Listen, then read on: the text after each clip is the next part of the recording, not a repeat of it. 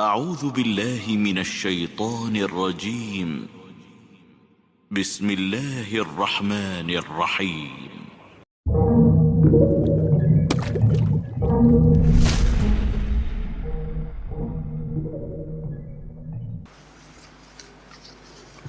السلام عليكم ورحمة الله وبركاته. إن الحمد لله نحمده ونستعينه ونستغفره ونعوذ بالله من شرور أنفسنا ومن سيئات أعمالنا. من يهده الله فلا مضل له ومن يضلل فلا هادي له. أشهد أن لا إله إلا الله وحده لا شريك له وأشهد أن محمدا عبده ورسوله. قال الله تعالى في كتابه الكريم: يا أيها الذين آمنوا اتقوا الله حق تقاته ولا تموتن إلا وأنتم مسلمون. وقال: يا أيها الناس اتقوا ربكم الذي خلقكم من نفس واحدة وخلق منها زوجها وبث منهما رجالا كثيرا ونساء واتقوا الله الذي تساءلون به والأرحام إن الله كان عليكم رقيبا. وقال: يا أيها الذين آمنوا اتقوا الله وقولوا قولا سديدا يصلح لكم أعمالكم ويغفر لكم ذنوبكم ومن يطع الله ورسوله فقد فاز فوزا عظيما. أما بعد فإن أصدق الحديث كتاب الله وخير الهدي هدي محمد صلى الله عليه وسلم وشر الأمور محدثاتها وكل محدثة بدعة وكل بدعة ضلالة وكل ضلالة في النار. Ma'asyiral muslimin yang semoga senantiasa dirahmati oleh Allah Tabaraka wa Ta'ala. Alhamdulillah, pada malam hari ini kembali kita dipertemukan oleh Allah Subhanahu wa Ta'ala dengan niat kita hadir untuk melaksanakan sholat berjamaah dan juga melanjutkan kajian rutin di mana pembahasan kita masih seputar usul prinsip dasar akidah Ahlus Sunnah. Karena kalau kita melandasi pemahaman kita dengan pemahaman yang benar, maka ucapan kita, pemahaman kita, keyakinan kita, dan amaliyah kita diharapkan sesuai dengan apa yang menjadi cita-cita kita akan diridhoi oleh Allah Subhanahu wa Ta'ala. Karena kebenaran itu hanya satu. Kebenaran itu tidak berbilang. Ya. Ini yang sama-sama kita harapkan. Kenapa kita belajar? Agar kita memahami ilmu yang benar. Oleh karenanya dalam Islam, sebagaimana yang disabdakan oleh Nabi SAW, talabul ilmi faridatun ala kulli muslim. Menuntut ilmu itu adalah merupakan fardu, kewajiban. Ada fardu ain, ada fardu kifayah. Yang sifatnya fardu ain seperti yang kita pelajari di masjid kita ini, mempelajari usul prinsip Ahlus Sunnah wal Jamaah, mempelajari usulul iman. Ya, sering kita dengarkan, bahkan anak-anak kita ajarkan talabul ilmi faridatun ala kulli muslim. Ya. Maksudnya fardu ain yang mana? Apa yang kita pelajari? Ilmu yang terkait dengan pengetahuan seorang hamba terhadap Rabbnya, terhadap nabinya, terhadap agamanya berdasarkan dalil. Ya, dan orang yang tidak mempelajarinya, maka dikhawatirkan dia terjerumus ke dalam pembatal Islam. al-i'radu an dinillah, berpaling dari agama Allah, la yata'allamuhu wa la ya'mal bihi, tidak mempelajarinya dan tidak mengamalkannya. Ya, maka yang dimaksudkan ilmu kita cari itu adalah hukumnya fardu ain, adalah terkait dengan usulul iman, prinsip-prinsip keimanan. Dan ini bagian dari prinsip yang pertama yang sudah kita pelajari, yaitu menetapkan rukun iman. Karena ternyata ada di antara kaum muslimin yang mengingkari salah satu dari rukun-rukun iman. Ya. Atau ada yang mengingkari 2 atau 3, atau menetapkan tapi tidak mengamalkan, tidak memahami. Ya, bagaimana dia beriman kepada Allah Subhanahu wa taala, menetapkan wujud Allah Subhanahu wa taala. Bagaimana sikap pemahamannya terhadap ayat-ayat yang Allah kabarkan tentang dirinya. Ya. Nah, disitulah kita perlu untuk selalu menuntut ilmu. Kemudian yang dimaksudkan dengan fardu ain juga adalah mempelajari syariat Islam. Ya. Rukun Islam. Ketika seseorang datang masuk masjid, sholat, ya, setelahnya datang kepada Nabi SAW, salam kepada Nabi, assalamualaikum. Dijawab salamnya, kemudian Nabi mengatakan, sholli fa innaka lam tusalli, salat lagi, kamu belum salat. Sampai 3 kali. Lihat, Nabi mengajarkan, ya, sampai menyerah, sudah saya enggak sanggup lagi salat ya Rasulullah, seperti ya inilah yang kusanggupi. Idza qumta ila shalah fa asbighil wudu, kata Nabi SAW, kalau kamu itu hendak melaksanakan salat, sempurnakan wudu. Ya. Tsumma istaqbilil qiblah, menghadap ke kiblat. Tsumma kabbir, kemudian engkau takbir. Tsumma qra' ma tayassara laka minal Qur'an, baca yang mudah dari hafalanmu dari ayat Al-Qur'an. Lihat, Nabi ajarkan.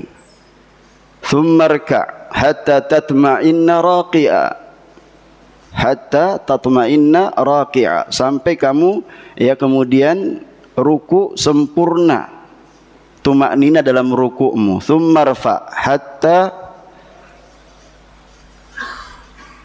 ta'tadila qa'imah, sampai kamu kemudian bangkit dari ruku dan i'tidal, sempurna i'tidalnya.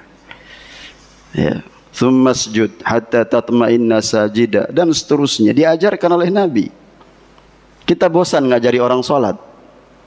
Kita pernah ajak anak kita yang sudah ya mulai diperintahkan untuk melaksanakan sholat 7 tahun, ya, dilatih untuk melaksanakan gerak-gerik sholat. Sebelumnya sudah kita latih juga bagaimana sifat sholat Nabi, ya. Itu pengaruhnya besar jamaah. Saya teringat, Masya Allah, ada musola dulu dari kayu, ya. Di situ saya pernah mengajak 2 orang untuk sholat seperti yang dicontohkan oleh Nabi, sifat sholat Nabi. Dan dulu belum sesuai dengan sunnah masjid musola itu. Sekarang alhamdulillah, ya, dari imam makmumnya semangat untuk melaksanakan sifat salat Nabi. Nggak ada itu berisik-berisik setelah salat atau sebelum salat. Tenang. Setelah salat imamnya menghadap ke makmum. Iya, karena kewajiban menghadap kiblat itu saat salat. Setelahnya ya kita bagaimana dicontohkan oleh Rasul, menghadap kepada makmum. Ya, zikir sesuai yang dicontohkan dalam hadis. Kenapa? Karena belajar. Karena orang belajar itu akan diberikan keberkahan oleh Allah Subhanahu wa taala. Disitulah ya letaknya itu. Kita nggak tahu, barangkali nanti keturunan kita semakin berat tantangan dakwah di masa mendatang. Kita sudah berusaha ya sekemampuan kita, di mana masa dan waktu itu dimudahkan bagi kita, kita memberikan contoh yang baik. Ini loh dalilnya, ini keterangannya. Ya. Mudah agama Islam itu. Ya. Syariat-syariatnya kita ajarkan. Itu wajib kita pelajari. Fardu ain. Ya. Siam, tentang puasa, ya, hukum-hukum yang terkait dengan zakat, haji. Kemudian yang ketiga, maksudnya fardu ain itu adalah 5 keharaman yang disepakati dalam setiap syariat sepanjang perjalanan dakwahnya pada Rasul. Allah Subhanahu wa taala berfirman, "Qul innama harrama rabbiyal fawahisha ma dhahara minha wa ma batan wal ithma wal baghya bighairil haqq wa an tusyriku billahi ma lam yunazzil bihi sultana wa an taqulu 'ala Allahi ma la ta'lamun." Ayat ini juga terkait dengan pembahasan kita nanti di prinsip yang keempat. Katakanlah Muhammad, Tuhanku hanya mengharamkan segala perbuatan keji yang terlihat dan yang tersembunyi. Ini pertama. Ya. Perbuatan dosa, perbuatan zalim tanpa alasan yang benar. Ya. Ini kezaliman yang banyak. Baik itu kezaliman penguasa terhadap rakyatnya atau rakyat terhadap penguasanya. Nanti akan kita sebutkan hadis-hadisnya. Dan bagaimana sikap ahlus sunnah terhadap penguasanya itu, baik penguasa yang zalim, ya. Bagaimana sikap kita? Harus kita pelajari agar kita punya pemahaman yang benar. Ya. Karena kezaliman ini ya di mana-mana. Dan mengharamkan kamu mempersekutukan Allah dengan sesuatu sedangkan Dia tidak menurunkan alasan untuk itu. Ini juga pemahaman tentang syirik, hakikat syirik, ya, tidak dimengerti. Ya. Sehingga dia ucapkan perkataan-perkataan yang itu ternyata menjerumuskan, ya, pelakunya kepada syirik asghar misalkan, ya. Atau orang melakukan perbuatan yang itu tanpa dia sadari ternyata perbuatan syirkul akbar. Inilah pentingnya kita belajar agar kita mengerti tentang agama kita ini, tentang apa yang kemudian diharamkan oleh Allah Subhanahu wa taala. Dan diharamkan juga adalah, ya, kamu berkata-kata atas nama Allah apa yang tidak kamu ketahui tentangnya. Orang yang tampil berbicara tentang agama ini, ya, dengan logikanya, ya, subhanallah, berbicara tentang Allah Subhanahu wa taala dengan lantang, berbicara tentang sifat Allah tapi tidak mengetahui, ya, apa rambu-rambu yang harus kita perhatikan ketika kita membahas tentang asma wa sifat. Jangan sampai kemudian menciderai tauhid asma wa sifat kita. Terjerumuslah ke dalam ta'wil, tahrif, ta'til, tashbih, takyif. Ya. Karena dia memahami, ya, membangun pemahamannya itu ketika memahami tentang Allah Tabaraka wa Ta'ala sama seperti bersikap dengan makhluk. Ya. Ini sangat keliru, bertentangan dengan ayat Allah Subhanahu wa taala yang begitu banyak. Ya. Atau dari sisi pemahamannya terhadap takdir, dia mempertentangkan antara, ya, hukum kauni dengan hukum syar'i. Allah berfirman, la yus'alu amma yaf'alu wa hum yus'alun. Allah tidak ditanya tentang apa yang Allah kerjakan dan mereka lah yang ditanya. Banyak sekali, ya, penyimpangan-penyimpangan yang, ya, terjadi, yang itu kita ketahui ketika kita mempelajari ilmu yang benar, ya. Kemudian prinsip yang kedua adalah kita sudah membahas tentang iman, ya, mencakup ucapan, amalan, keyakinan bahwa iman itu bertambah dengan ketaatan dan berkurang dengan kemaksiatan, ya. Kemudian prinsip yang ketiga, tidak mengkafirkan seorang muslim jika melakukan kecuali, ya, tidak mengkafirkan seorang muslim kecuali, ya, jika melakukan pembatal-pembatal keislaman. yang kita memiliki hujjah di hadapan Allah, ya, bahwa dia telah melakukan kekafiran yang nyata. Bukan dengan kita menghukuminya ragu-ragu, memvonisnya, ya, memvonisnya dia kafir, karena ini berat, karena akan kembali kepada salah satu di antara keduanya. Ya, kalau tidak benar tuduhan itu, memvonis misalkan orang mubtadi, Anda paham nggak apa itu bid'ah? Ya. Bid'ahnya itu mukaffirah, ya, atau tidak sampai kepada derajat kekufuran. Ini kan dipelajari, dibahas oleh para ulama.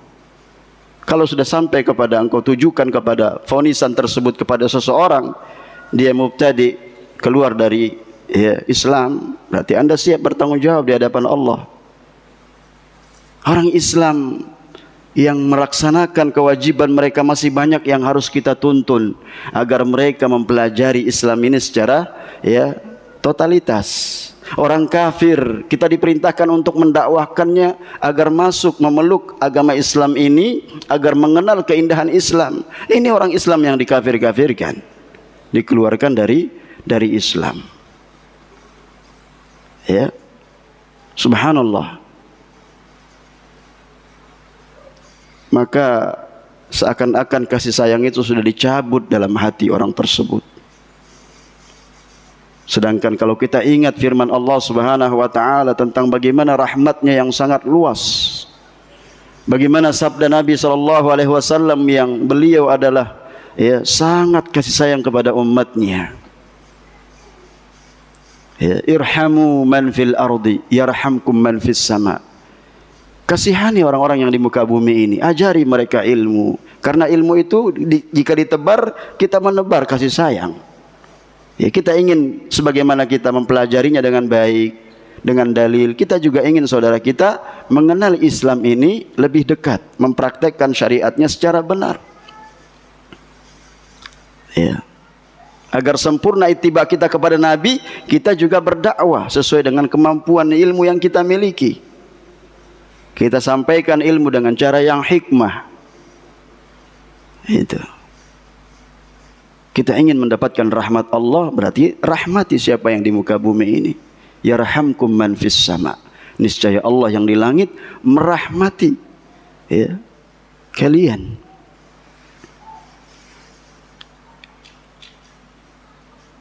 Kemudian yang kelima, haram hukumnya keluar memberontak, ya, pemimpin yang sah ketika ia melakukan pelanggaran yang tidak sampai pada derajat kekufuran. Ya. Yang keenam, prinsip yang keenam, selamatnya hati dan lisan mereka dari mencela para nabi, ya, para sahabat Nabi sallallahu alaihi wasallam. Prinsip yang ketujuh, mencintai ahlul bait keluarga Nabi sallallahu alaihi wasallam, dan yang kedelapan membenarkan karomah para wali Allah, dan yang kesembilan ittiba kepada kitabullah dan sunnah Rasulullah sallallahu alaihi wasallam lahir batin.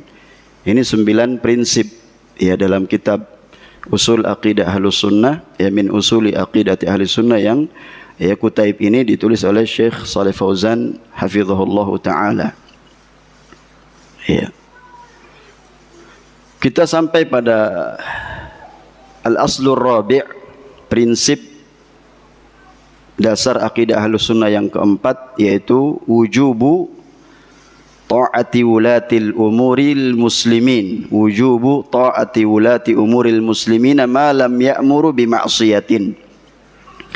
Kata beliau hafizahullahu ta'ala, wa min usuli ahli sunnati wal jamaah, di antara prinsip dasar akidah Ahlus Sunnah wal jamaah, ya, wujubu ta'ati wulatil umuril muslimin ma lam ya'muru bima'siyatin. Wajib, ya, kita taat kepada waliul amr kaum muslimin, ya, selagi tidak memerintahkan kita, ya, melakukan perbuatan kemaksiatan. Fa idza amaru bima'siyatin fala tajuzu ta'atuhum fiha. Kalau dia merintahkan kemaksiatan enggak boleh taat, ya. Wala wa tabqa ta'atuhum bil ma'ruf fi ghairiha. Namun, ya, tetap taat ke dalam perkara yang ma'ruf, ya, selain daripada diperintahkan kemaksiatan tersebut. Karena hadis Nabi SAW dengan tegas, la ta'ata li makhluqin fi ma'siyatil khaliq, tidak boleh taat kepada makhluk dalam bermaksiat kepada, ya, pencipta Allah tabaraka wa ta'ala. Mana dalilnya kita diperintahkan taat kepada, ya, waliul amr? Allah berfirman dalam surat An-Nisa ayat 95, ya ayyuhalladzina amanu athi'ullaha wa athi'ur rasul wa ulil amri minkum. Kita diperintahkan taat. Ya ayyuhalladzina amanu, wahai orang-orang yang beriman, athi'ullaha wa athi'ur rasul, taatlah engkau, ya, kalian kepada Allah dan taatlah kepada Rasul, wa ulil amri minkum, dan juga ulil amr di antara kalian. Dijelaskan oleh para ulama siapa ulil amri yang dimaksudkan. Ya, pemimpin, penguasa. Ada juga yang mengatakan para ulama. Ya. Kalau disebutkan siapa Presiden Republik Indonesia, orang semua tahu, Pak Prabowo. Ya. Jadi ulil amri itu apa yang ketika disebutkan orang semua mengetahui. Maka kita bacakan di antara, ya, prinsip Ahlus Sunnah atau penjelasan tentang siapa, ya, waliul amr. Disebutkan bahwasanya ulil amri adalah yang memiliki wewenang dan kuasa, ya, untuk mengatur suatu wilayah, negeri, ya, menetapkan suatu hukum dalam wilayahnya. Imam Nawawi rahimahullah, ya, menyebutkan dalam syarah Sahih Muslim dalam Al-Minhaj, beliau mengatakan bahwasanya yang dimaksud ulil amri yang harus ditaati adalah para penguasa dan pemimpin. Ini merupakan, ya, pendapat mayoritas ulama salaf dan khalaf dari kalangan mufassirin, ya, dari kalangan mufassirin dan juga fuqaha dan yang lain. Sebagian lagi berpendapat bahwa ulil amri adalah ulama, ya. Sebagian yang mengatakan, ya, ada juga yang mengatakan pemimpin dan ulama. Silakan dilihat dalam Al-Minhaj, ya, syarah Sahih Muslim. Kemudian Imam Ibnu Jarir rahimahullah berkata, pendapat yang benar dalam masalah ini, ulil amri adalah para penguasa dan pemimpin, ya, sebagaimana terdapat dalam hadis-hadis yang sahih dari Rasul sallallahu alaihi wasallam yang memerintahkan untuk taat kepada para pemimpin dan penguasa sebagai bentuk ketaatan dan kemaslahatan bagi kaum muslimin. Tafsir At-Tabari, ya, dan ini merupakan pendapat Al-Imam Syafi'i, ya, dan juga dikuatkan oleh Al-Imam Al-Baihaqi rahimahumullah. Al-Imam As-San'ani fi Subulis Salam, dalam kitab Subulus Salam beliau, ya, maksudnya adalah pemimpin setiap negara, ya, bukan khalifah, ya, dalam satu teritorial seluruh wilayah, ya, negara, tapi khusus di negara tertentu, bukan seluruh dunia. Tapi masing-masing ada teritorialnya. Indonesia ada batas-batasnya, itu pun ribut terus dengan Malaysia. Ya, saya pernah ke Sebatik itu, ternyata ada satu rumah, masya Allah, ruang tamunya masih Indo. Begitu dapurnya sudah masuk wilayah Malaysia. Bah, berarti saya sudah bisa nyebrang nih tanpa paspor, ya, bisa masuk sampai ke dapur. Katanya ini rumah ini bersejarah, Ustaz. Ya, memang aparatur negara yang menjaga di situ sangat ketat. Ya, tentara berlapis-lapis. Ya. Subhanallah. Maka kita ikut pemerintah kita. Ya.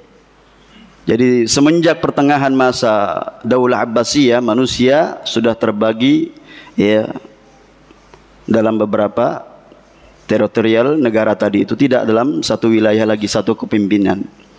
Ya, masing-masing sudah ada. Ya, oleh karena itu faidah dari berbagai macam hadis yang merintahkan kita taat kepada penguasa itu, manfaatnya yang bisa kita dapatkan, faidah yang sangat banyak dari hadis itu. Ya, karena apa? Ya, terbagi apapun istilahnya. Ya, baik itu waliul amr, sultan, ya, sultan, ya, raja, presiden, maka masuk dalam hadis-hadis yang merintahkan kita apa? Ya, merintahkan taat kepada penguasa. Kewajiban kita mentaati ulil amr. Dari ayat yang sudah kita bacakan dalam surat An-Nisa tadi, ayat yang ke-59 itu, Syekhul Islam Ibnu Taimiyah rahimahullah mengatakan, mentaati Allah dan Rasulnya merupakan kewajiban bagi setiap manusia, dan mentaati penguasa adalah wajib hukumnya karena Allah yang perintahkan untuk mentaati mereka. Hadirkan keimanan kita sebagai seorang muslim. Jangan kita menghadirkan justru yang ada itu mengedepankan keingkaran kita terhadap apa yang kita anggap undang-undang yang ada sekarang ini misalkan tidak sesuai dengan undang-undang aturan Islam. Kita katakan apa semua undang-undang, kemudian apakah kemudian presiden itu begitu dia dapatkan undang-undang atau mewarisi dari undang-undang yang ada sebelumnya. Dan teori perubahan itu kan dari bawah, dari rakyat. Nanti akan kita bacakan bagaimana ketika Al-Hajjaj berkuasa, penguasa yang sangat zalim, banyak membunuh rakyatnya, tapi diperintahkan untuk apa? Sabar dan bertaubat sebagai rakyat. Karena itu akibat dari kezaliman yang terjadi di tengah-tengah masyarakat.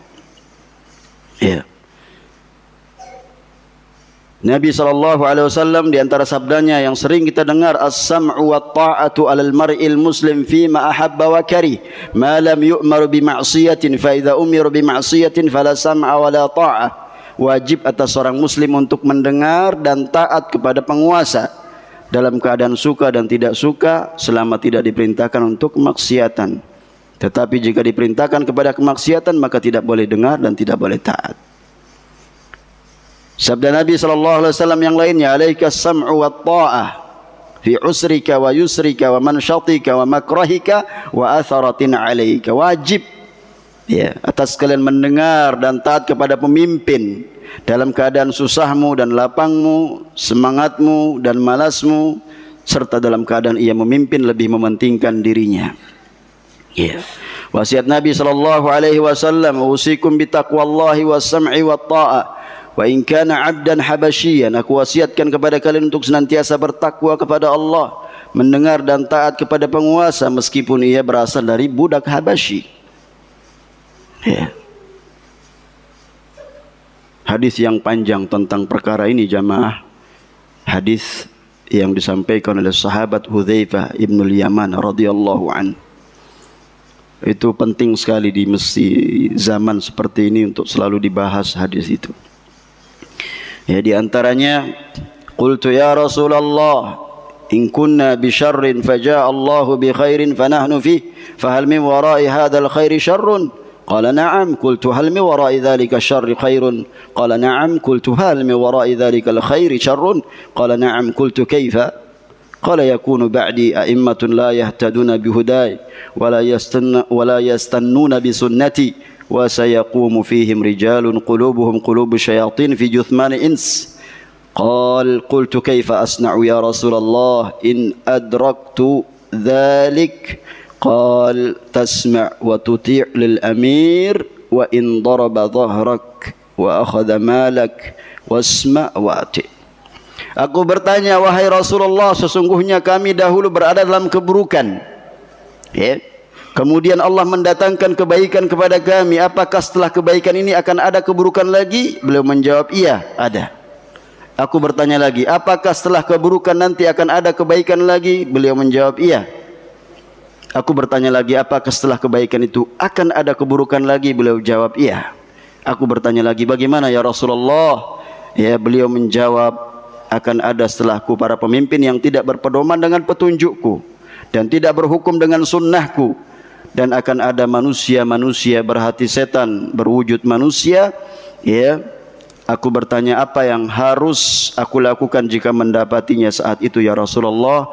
Beliau menjawab, dengar dan taatlah kepada pemimpin. Lihat, ini sabda Nabi SAW.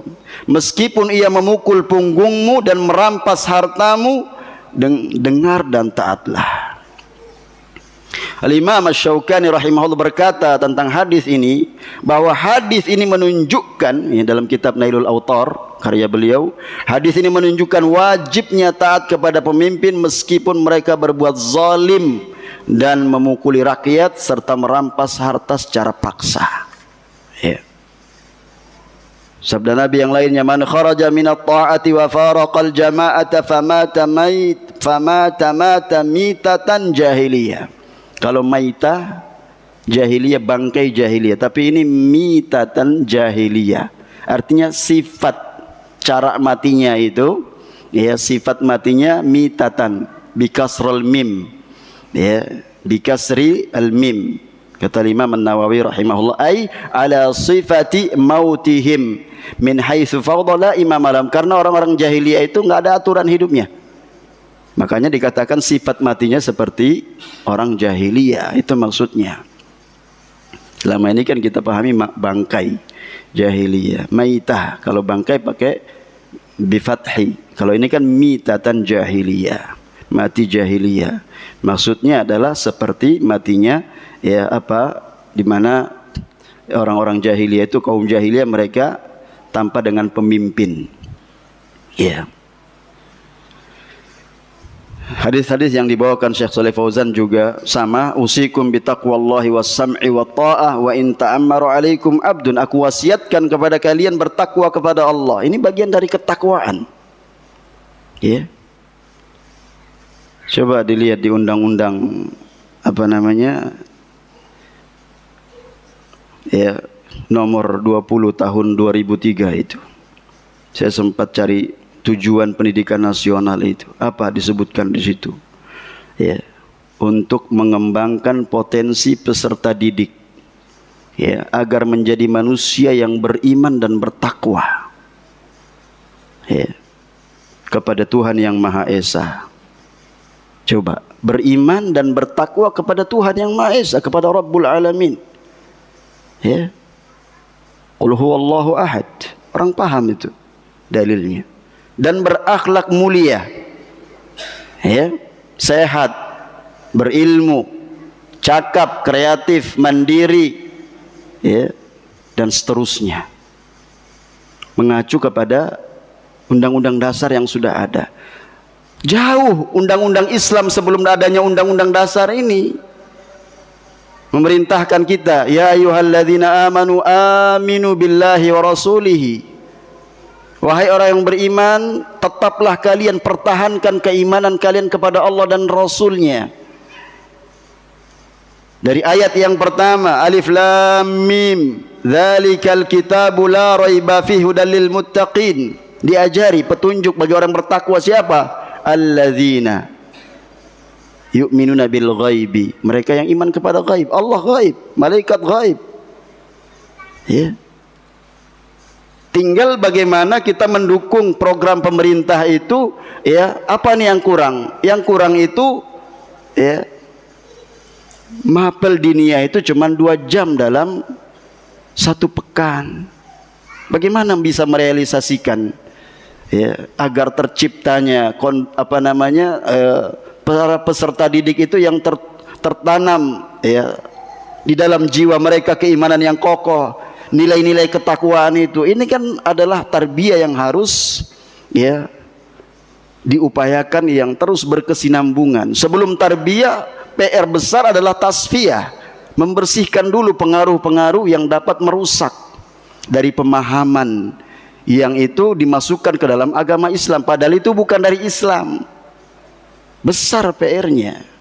Bukan kemudian kita, ya, merusak dengan vonis-vonis liar, ini negara bukan negara Islam. Loh, kalau pemimpinnya adalah pemimpin seorang muslim, ya, syariat yang tersebar di mana-mana di pelosok negeri ini adalah, ya, syariat Islam. Penduduk mayoritas adalah kaum muslimin. Andil Anda apa? Ya, sebagai seorang muslim, kalau Anda berilmu, ajarkan ilmu itu yang benar. Bagian dari ittiba Anda kepada Rasul sallallahu alaihi wasallam. Kalau negeri ini parah misalkan, ya, apa yang bisa kita perbuat untuk memperbaiki, ya, Sekali lagi, teori perubahan itu dari dasar, dari bawah. Kita lihat lagi bagaimana sesungguhnya sikap Ahlus Sunnah kepada pemimpin yang zalim, tetap taat dalam perkara kebaikan dan bersabar atas kezalimannya dengan terus menasehati dan berdoa untuk kebaikannya. Karena yang demikian itu adalah perintah Nabi SAW, sebagaimana dalam sabdanya, man ra'a min amirihi syai'an yakrahu falyasbir alaihi fa innahu man kharaja minas sultani shibran mata mitatan jahiliyah. Barang siapa yang melihat sesuatu yang dibenci, tidak disukai dari pemimpinnya, maka hendaknya ia bersabar, karena sesungguhnya siapa saja yang keluar dari kekuasaannya meskipun sejengkal kemudian meninggal dunia, maka ia meninggal dalam keadaan apa? Seperti meninggalnya atau matinya kaum jahiliyah. Berkata Ubadah ibn Samit radhiyallahu an, da'ana Rasulullah sallallahu alaihi wasallam fabaya'nahu fakana fima akhadha alaina an baya'nahu ala as-sam'i wa ta'ah fi manshatina wa makrahina wa usrina wa yusrina wa atharatin alaina wa alla nunazi al-amra ahlahu qala in illa an taraw kufran bawahan indakum minallahi fihi burhanun. Nah, di sini catatannya jemaah. Kufran bawahan ini. Rasulullah sallallahu alaihi wasallam memanggil kami, kata sahabat Ubadah ibn Samit radhiyallahu an, maka kami membaiatnya. Dan baiat yang beliau ambil dari kami adalah agar kami membaiatnya atas dasar mendengar dan taat dalam suka maupun duka, dalam keadaan susah ataupun mudah, dalam keadaan pemimpin lebih mementingkan dirinya sendiri, agar kita tidak merebut kekuasaan dari pemiliknya. Kemudian beliau bersabda, kecuali kalian melihat kekafiran yang nyata oleh kalian dengan petunjuk dari Allah Subhanahu wa taala. Artinya kalian memiliki burhan, bukti, kalau memang itu kenyataan, kekafiran yang nyata. Rasulullah SAW perintahkan kita untuk senantiasa sabar dan taat kepada pemimpin zalim yang lebih mementingkan pribadinya dan melarang dari berebut kekuasaannya. Karena itu termasuk memberontak kepada penguasa, sebab sabar kepada pemimpin yang zalim merupakan prinsip Ahlus Sunnah yang diajarkan Nabi SAW. Ya innakum satalqawna ba'di atharatan fasbiru hatta talqawni alal haud. Sesungguhnya kalian akan menjumpai setelahku pemimpin yang lebih mementingkan dirinya, maka bersabarlah sampai kalian berjumpa denganku di telaga. Perhatikan perkataan Al-Hasan Al-Basri rahimahullah, perkataan yang sangat mirip dengan sabda Nabi SAW dari ungkapan-ungkapan beliau. Semoga Allah mengampuninya, bahwa beliau berkata, kezaliman para raja adalah hukuman siksaan dari Allah, dan hukuman siksaan Allah tidak bisa dihadapi dengan pedang, tetapi bisa dihadapi dan dihilangkan dengan doa, taubat, kembali kepada Allah dan berlepas diri dari dosa. Nah, ini beliau rahimahullah juga berkata, wahai manusia, sesungguhnya Allah tidak mengangkat Al-Hajjaj sebagai penguasa atas kalian, melainkan sebagai hukuman. Maka jangan kalian menolak hukum Allah dengan pedang, tetapi hadapilah oleh kalian dengan tenang dan merendahkan diri kepada Allah Subhanahu wa taala. Allah berfirman, wa kadzalika nuwalli ba'dadh dhalimina ba'dhan bima kanu yaksibun. Dan karena itu kami angkat sebagian orang-orang zalim sebagai pemimpin bagi yang lainnya dengan sebab apa yang mereka usahakan, dari perbuatan-perbuatan, kelakuan-kelakuan yang zalim. Maka inilah sikap Ahlus Sunnah wal Jamaah terhadap kezaliman penguasa, yaitu mereka menghadapi dengan sabar dan berharap pahala dari Allah dan berlepas diri dari perbuatan dosa, serta berdoa agar Allah segera mengangkat kezaliman dan kemungkaran tersebut, sebagaimana firman Allah Subhanahu wa taala, ma asabakum min musibatin fabima kasabat aydikum wa ya'fu an katsir. Dan musibah apapun yang menimpa kalian adalah karena perbuatan tangan kalian sendiri, dan Allah memaafkan banyak dari kesalahan-kesalahan kalian. Maka wajib bagi kita semua untuk bertaubat, ya, dengan berusaha kita, ya, mempelajari agama ini, memperbaiki diri masing-masing, terutama membimbing keluarga kita, qu anfusakum wa ahlikum nara, ya. Kemudian kita melakukan, ya, amar ma'ruf nahi mungkar, membenahi umat dengan berdakwah, ya. Banyak yang bisa kita lakukan, ya. Tentu, ya, cara kita mengingkari kezaliman penguasa itu, ya, sudah dituntunkan oleh Nabi SAW, ya, dalam hadis-hadisnya yang begitu banyak, ya. Di antaranya adalah apa yang disabdakan oleh Nabi SAW, bagaimana kita menasehatinya, karena agama ini adalah nasihat. Ad-dinun nasihat. Qulna liman ya Rasulullah, qala lillah wa li kitabi wa li rasuli wa li a'immatil muslimina wa ammatihim.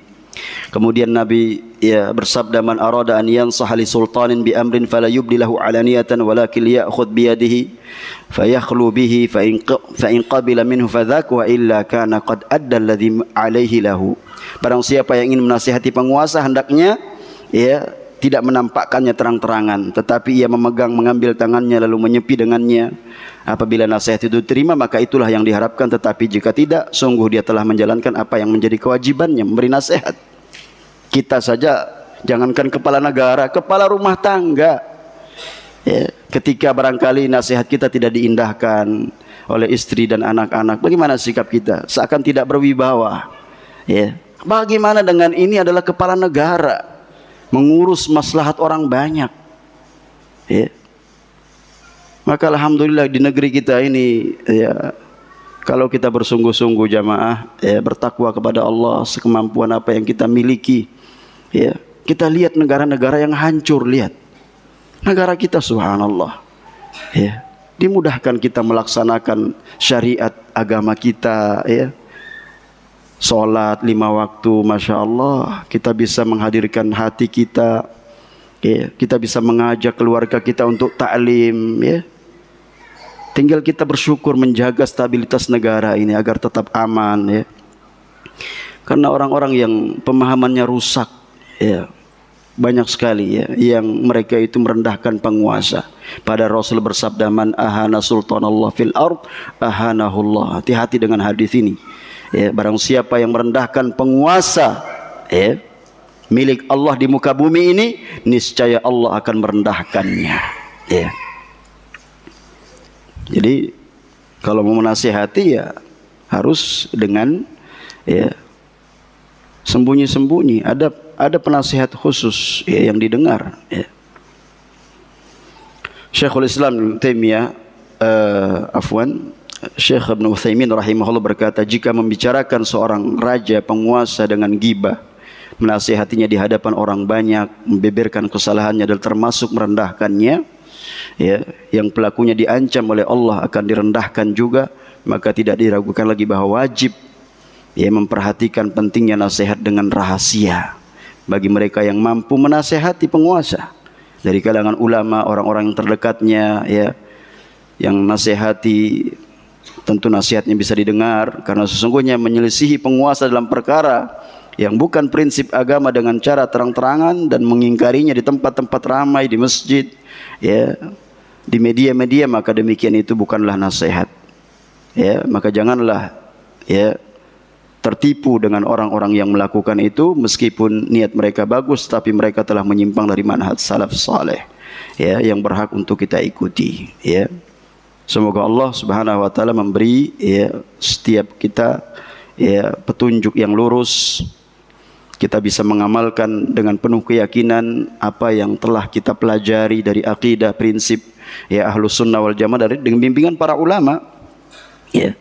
Coba kita lihat betapa nikmat-nikmat yang Allah Tabaraka wa taala itu, ya, sangat, ya, mudah untuk kemudian mencabut kenikmatan itu. Sekarang kita mendapatkan berbagai macam kenikmatan dengan adanya penguasa, ya, yang kemudian di setiap wilayah di negeri kita ini, karena memang negeri kita ini adalah kepulauan, ya, masing-masing ada yang mengatur, ya, tergantung bagaimana rakyatnya bersungguh-sungguh untuk, ya, meraih keberkahan itu, ya, bertaubat kepada Allah Subhanahu wa taala, ya.